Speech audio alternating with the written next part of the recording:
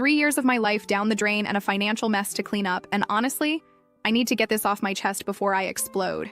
I met Kenny during what should have been a boring day. I was taking the Amtrak to visit my sister in Chicago when our train hit something on the tracks. Not a full derailment, but enough to damage the undercarriage and strand us all in the middle of nowhere, Pennsylvania. They had to bus everyone to this tiny town to wait while they figured out the logistics. 8 hours. That's how long we were stuck in this random town with exactly one diner, one bar, and a convenience store. Most passengers crowded into the diner, but it filled up fast. I ended up at the bar next door with my overnight bag, ordering whatever sad sandwich they had and scrolling through my phone to let my sister know I'd be late. Kenny was sitting 2 stools down, also with luggage. He made some joke about how the universe must really want us to appreciate small-town America. I laughed. He was cute, tall with this messy dark blonde hair and nice hands. I've always been a sucker for nice hands, IDKY.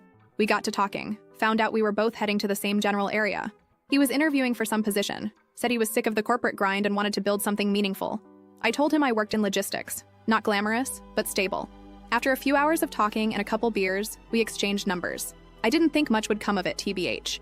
But he texted the next day, and we met up for coffee when I got back from my sister's. That interview he was going to? He didn't get the job, but he had another one lined up, he said. And another after that.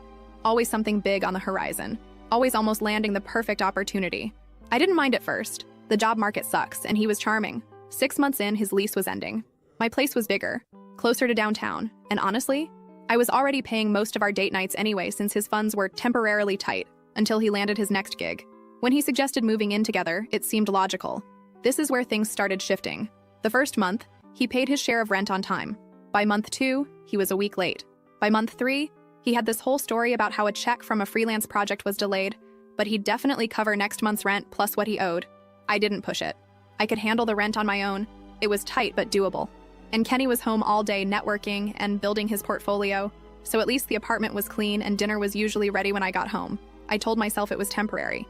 The excuses got more elaborate.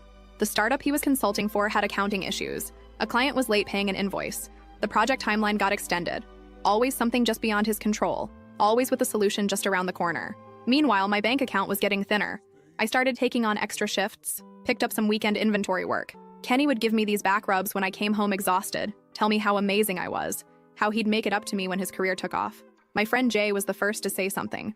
We were grabbing coffee and I mentioned skipping an upcoming concert because money was tight. She gave me this look and asked how long I was planning to bankroll Kenny's lifestyle. I got defensive, said we were a team, that relationships have ups and downs, that he'd do the same for me. But the comment stuck with me. I started paying more attention, noticed how often he used my Visa for small things without asking, how my grocery bill had doubled since he moved in, but my fridge seemed emptier, how he always had money for a new game or drinks with his friends, but never for bills. When I brought up marriage once, just casually after my cousin got engaged, he looked like I'd suggested we jump off a bridge, said he wasn't ready, that marriage was serious business, that we had a good thing going. Why rush? I didn't press it. I should have. Then things got weirdly better for about a month. Kenny started going out more, said he was meeting with potential clients, networking events, catching up with old contacts. He seemed energized, said things were finally coming together. I wanted to believe him. That Friday, my friend M texted me asking if we wanted to grab dinner with her and her boyfriend. Kenny had already told me he had a networking thing, so I agreed to meet them alone. I got to the restaurant early. M was acting strange, kept checking her phone, giving me these weird, sympathetic looks. Finally, her boyfriend R arrived and immediately started talking about some tech event he'd been to the night before. And then he said it. Asked if Kenny had enjoyed the open bar, mentioned seeing him there with his fiancée. I must have looked confused because they all got quiet. M took out her phone, started apologizing, saying she wasn't sure if she should show me or not, but she'd seen something on Instagram that morning that didn't make sense. She handed me her phone. It was some woman's profile I didn't recognize. A blonde named Daria. Her most recent post was from the night before. String lights, champagne glasses, and her hand with a diamond ring. Caption. I said, yes. Can't believe I get to marry my soulmate. I scrolled through her profile. Posts of them going back at least a month. Captions about my man, and date night with the love of my life. In one, they were at the beach from 2 weekends before, when Kenny had told me he was visiting his parents upstate. I excused myself from dinner, told M and R I'd call them later. Went straight home and checked our shared credit card account on my phone. Found charges for restaurants I'd never been to. A hotel downtown from 3 weeks ago. A jewelry store charge from last week, $2,800. That's when it hit me. He'd bought her ring with my money. I sat by the window in our apartment, scrolling through all the evidence until it got dark. Around 9, I heard his key in the lock. He came in, kicked off his shoes like it was any other night, went straight to the fridge, pulled out a beer that I'd paid for. I asked him where he'd been. Just networking, he said. Making connections. Things were looking up. Then I asked if he'd gotten engaged recently. You should have seen his face. First shock, then this weird smirk, like he was almost impressed I'd found out. When I asked if he'd proposed to that blonde girl from the photos, he just shrugged. Said something like, "Look, can we not do this now? I don't owe you anything." I was shaking. "You spent my money, lived with me, and proposed to someone else?" I screamed it at him, loud enough that I'm sure the neighbors heard. And that's when he said it. The thing I can't get out of my head. He rolled his eyes, took a swig of beer and said, "Come on, you really thought I'd give you a ring? You're the kind of girl men settle for when they fail." I didn't fail. I don't remember consciously deciding to hit him, but suddenly my fist connected with his chest. Hard. He stumbled back, spilling beer on his shirt. Before he could recover, I slapped him across the face, leaving a red mark on his cheek. I told him to get out, to pack his stuff and leave. He tried to argue, said I was overreacting. I grabbed his backpack from the hook by the door and started shoving whatever I could reach into it.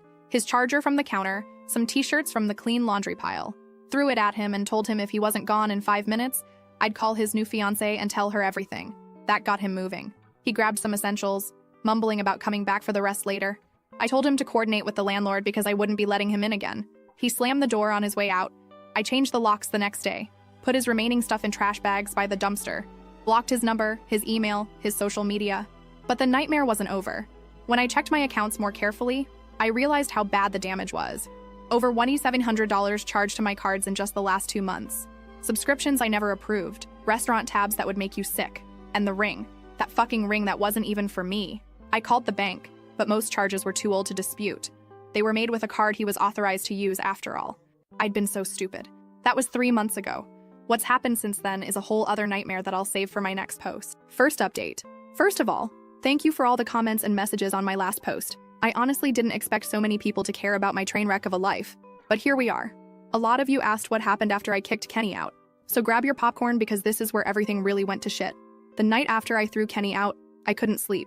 I kept checking the door even though I deadbolted it. Around 3 in the morning, I got a string of texts from him that ranged from angry, how dare I embarrass him by putting his stuff outside, to manipulative, we need to talk about this like adults, to pathetic, I have nowhere to go. I didn't respond to any of them. The next morning, I called in sick to work. I needed a day to process and figure out exactly how screwed I was financially. I made a cup of coffee and sat down with all my bank statements, credit card bills, and a notebook. What I found made me literally gag on my coffee. It wasn't just the $1,700 I'd initially noticed. Going back further, I found small withdrawals, random purchases, subscription services I didn't recognize. He'd been slowly bleeding me dry for months. The total damage was closer to $5,400. That's $5,400.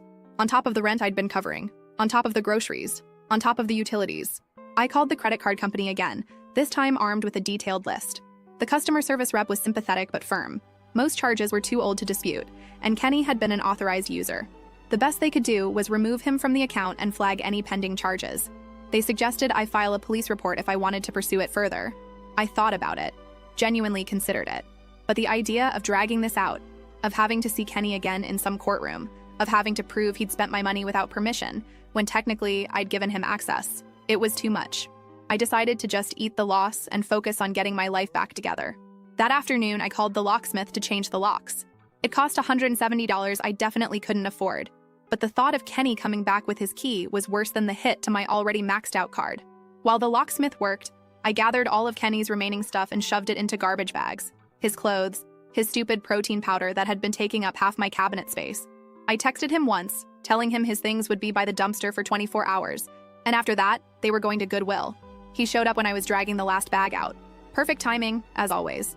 He looked like shit, unshaven, wearing the same clothes from the night before. I wondered briefly where he'd slept, then reminded myself it wasn't my problem anymore. He tried to talk to me, saying there were things I didn't understand, that Daria wasn't what I thought, that he'd been planning to break it off with her. I just kept walking past him with the bags. When he grabbed my arm to stop me, I yanked away so hard I scraped my elbow on the brick wall. I told him if he touched me again, I'd call the cops. That shut him up, but I could feel him watching me as I went back inside. The locksmith finished 20 minutes later, handed me my new keys, and I finally felt like I could breathe in my own apartment again. The next week at work was a blur. I was exhausted, jumping every time my phone buzzed and making stupid mistakes that my supervisor kept pointing out. By Friday, I'd caught up on some missed deadlines, but I was running on empty. My friend Jay invited me out for drinks, saying I needed to rejoin the land of the living, but I couldn't afford it. I made up an excuse about being tired. The following Monday, I was called into my manager's office. I thought it was about the inventory report I'd screwed up the week before, but it was worse. Much worse. They were restructuring. My position was being eliminated. They gave me 2 weeks' notice and an insulting severance package that wouldn't even cover next month's rent.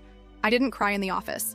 I nodded, signed the papers, and walked back to my desk like everything was normal. Then I locked myself in the bathroom stall and had a silent panic attack for 20 minutes. That night, I called my mom. We're not super close. She lives in Florida with her second husband, and we talk maybe once a month. But I needed to hear a parent tell me things would be okay. She was sympathetic, but not exactly helpful. Said I should never have let Kenny move in without putting a ring on it first. Asked if I'd considered moving back home until I got back on my feet. Moving back to Florida to sleep on my mom's pull-out couch and listen to my stepdad's political rants? Hard pass. I spent my 2-week notice applying for every job I could find. Sent out 73 applications. Got 6 responses, all requesting second-round interviews that never materialized. The rejection email started filling my inbox by the day I cleaned out my desk.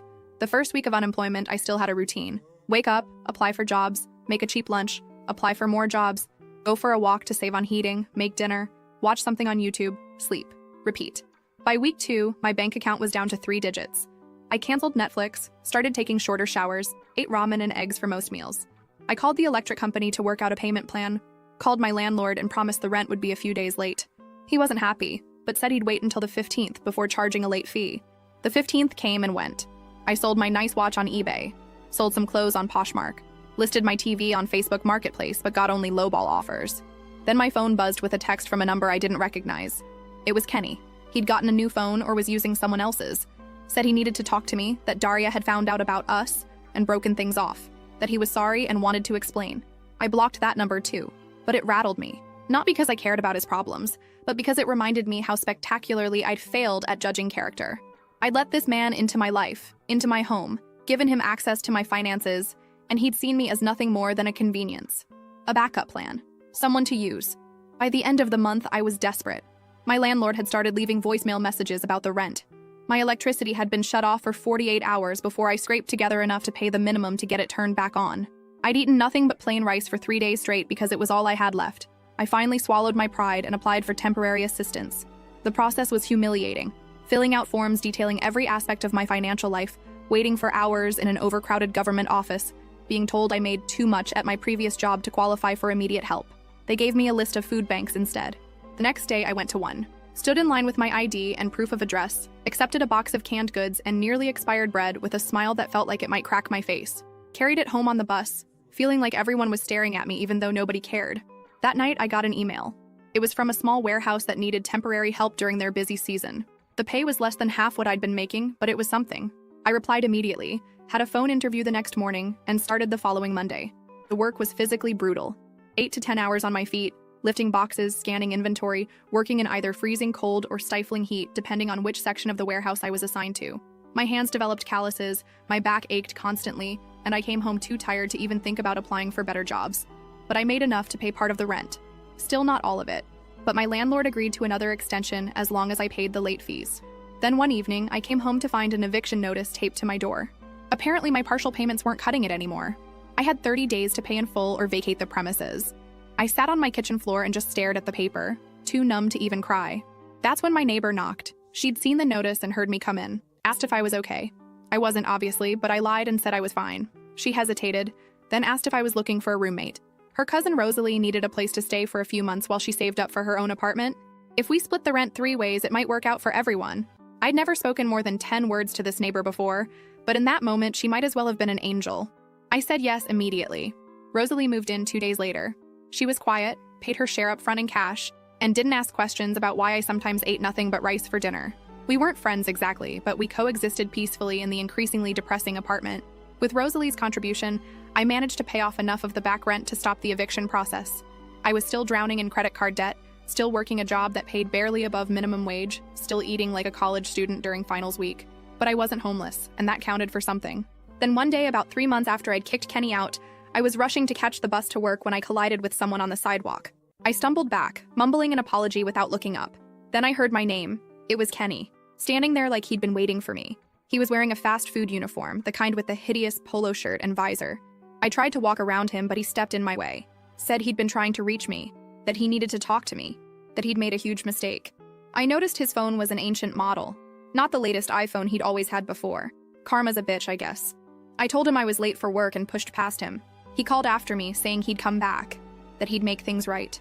I didn't look back, just ran for the bus and made it just as the doors were closing. That night, I couldn't sleep. Not because I missed him or wanted him back, but because I was afraid he'd figured out where I lived, that he'd show up again. I wedged a chair under my bedroom doorknob even though I knew it was paranoid. The next morning, there was a letter in my mailbox. No stamp, just my name scrawled across the front. I recognized Kenny's handwriting immediately. I didn't open it, just tore it up and dropped the pieces into different trash cans on my way to the bus stop. But I knew he wouldn't give up that easily. And I was right. Second update. Thank you for all the supportive comments. Reading them during my bus rides to work has been one of the few bright spots lately. Some of you have asked for more details about what happened after Kenny started showing up again. So here goes nothing. After I tore up Kenny's letter, I thought maybe he'd get the hint. He didn't.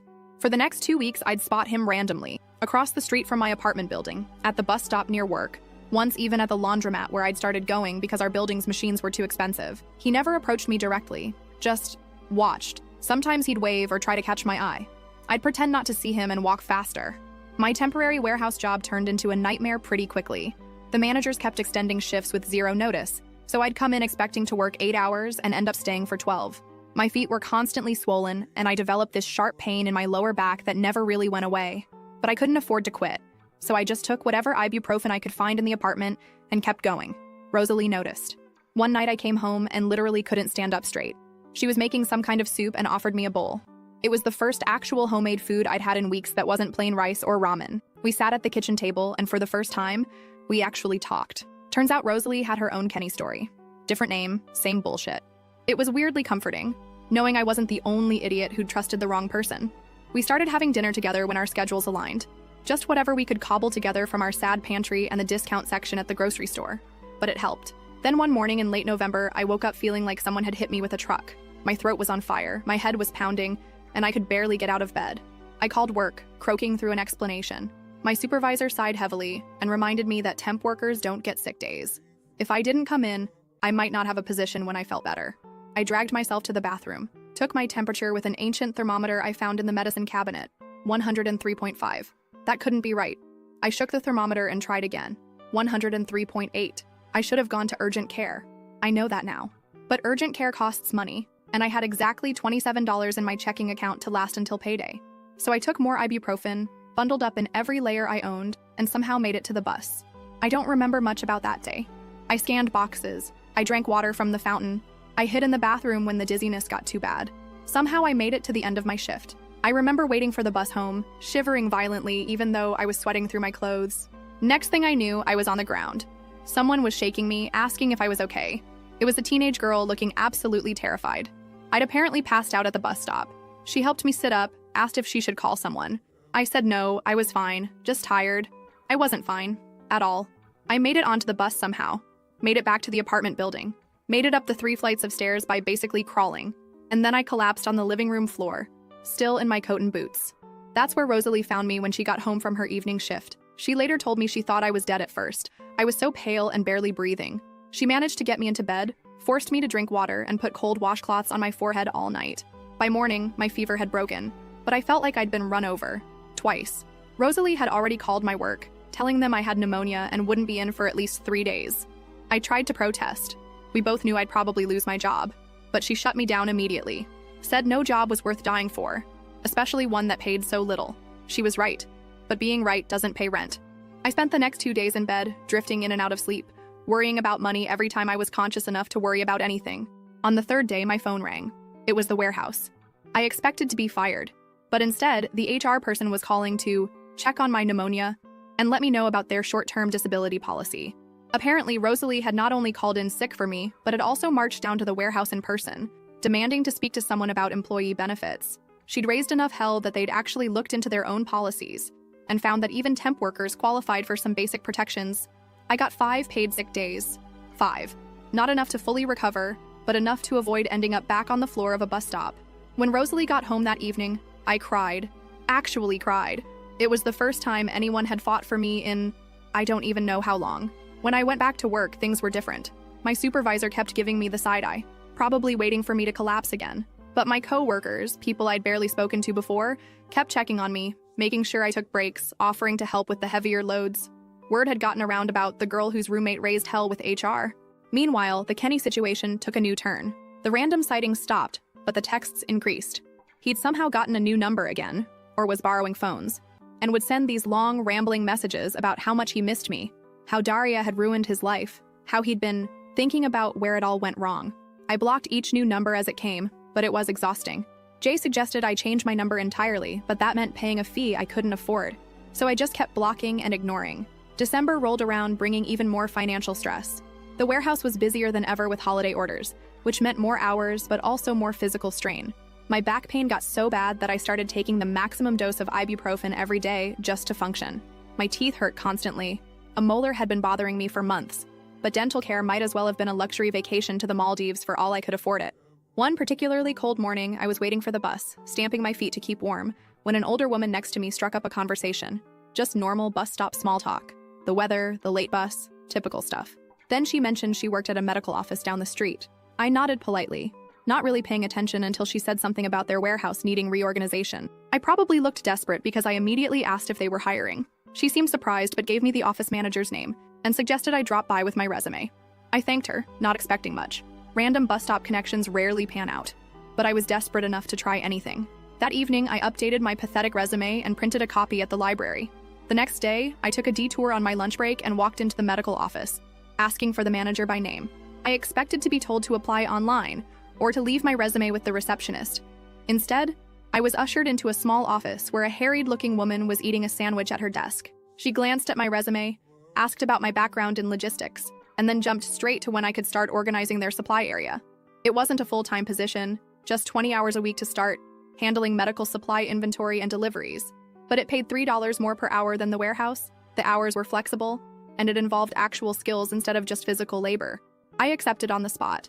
For the next few weeks, I worked both jobs, mornings at the medical office, evenings at the warehouse. It was brutal, but for the first time in months, I could actually pay my bills on time. I'd come home exhausted, eat whatever Rosalie had made. She'd taken to cooking for both of us when she realized how much my health had deteriorated, and collapse into bed.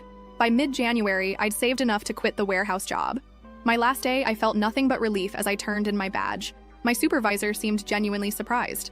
I think they'd expected me to just keep tolerating the terrible conditions indefinitely. One of my coworkers gave me an awkward side hug and said she was happy I'd escaped. The medical office job wasn't glamorous, but it was steady. The office manager kept finding more hours for me as I proved myself reliable.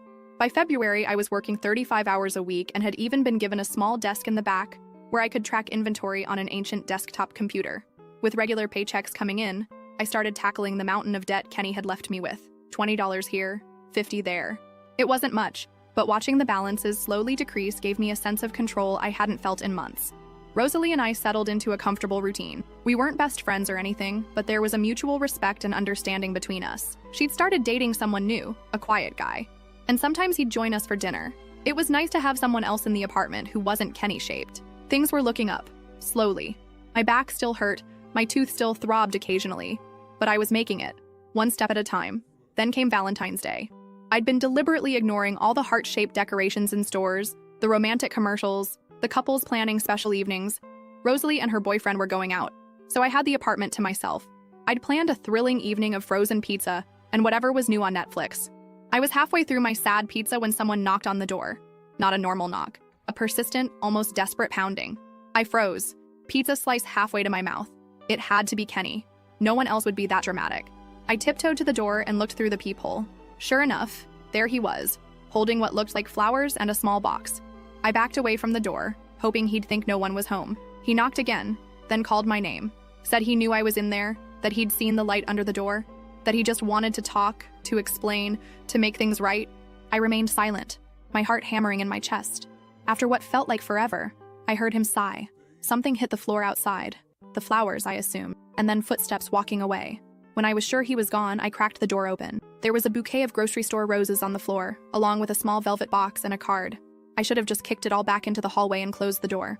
But curiosity got the better of me. I picked up the box first. Inside was a ring. Not an engagement ring, but a simple silver band with a tiny stone that might have been a diamond, but was probably cubic zirconia. The card said, I know I can't undo what I did, but I want to start making it right. This is the ring I should have given you instead of her. I've changed. Please call me. I stood there in the doorway, looking at this pathetic attempt at redemption, and felt nothing. Not anger, not sadness, not even disgust, just emptiness. This man had wrecked my life and thought a cheap ring would fix it? I dropped the ring and card into the trash can by the elevator, left the flowers for anyone who might want them, went back to my apartment, locked the door, and finished my now cold pizza. The next morning, I woke up to a text from an unknown number, Kenny again asking if I'd gotten his gift. I didn't block this one. Instead, I replied with 2 words, move on. Then I blocked that number too. February turned to March. The medical office continued to give me more responsibilities and hours. I paid off one of my smaller credit cards entirely. Rosalie and I repainted the living room on a Sunday afternoon, covering the dingy beige with a soft gray that made the whole apartment feel cleaner somehow. My mom called, surprised that I sounded more like myself. She even offered to help with my dental work if I'd come visit for a weekend. I was still hesitant. My stepdad and I had never gotten along, but the idea of finally addressing my aching tooth was tempting. And Kenny? He finally seemed to get the message. The texts stopped. The random appearances stopped. I occasionally checked Daria's Instagram and saw she'd moved on with someone new. Kenny's account had been dormant for months. I was rebuilding, slowly, painfully, but steadily. Not back to where I was before. I don't think I'll ever be that person again, but somewhere new, somewhere stronger, if more cautious. Final update. Life went on. My hours at the medical office increased to full-time with actual benefits. I finally got that aching tooth fixed during a weekend visit to my mom's. Rosalie and I renewed the lease on the apartment, even though she was spending most nights at her boyfriend's place by then. My credit score inched up. I started putting a little money aside each month for emergencies. I even went on a date or two, though nothing serious. Trust doesn't come back easily once it's been shattered. Then, last month, I got a text from Jay. She'd bumped into Kenny at a coffee shop. Said he'd asked about me, but in a respectful way. Mentioned he was moving to Pittsburgh for a fresh start. I thanked her for the info, but didn't think much of it.